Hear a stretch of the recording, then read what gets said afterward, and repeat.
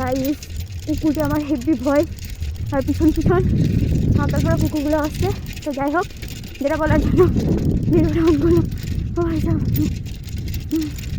চললাম দীঘার জন্য কিছু কেনাকাটা করতে।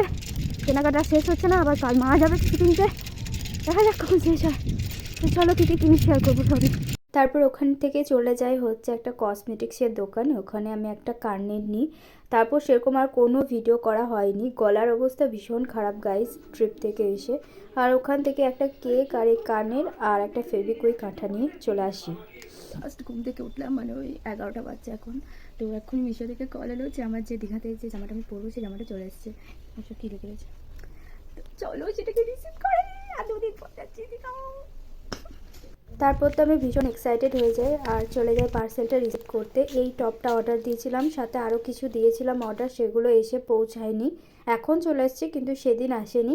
আর মা এনেছিল এই চকলেটটা, যেটা তোমাদের সাথে প্রথমেই বললাম যে মা আরও কেনাকাটা করতে যাবে, তো সেখান থেকে চকলেট আর আরও খাবার দাবার আর এই গাছগুলো নিয়ে আসে। দেখা হচ্ছে নেক্সট ভিডিওতে।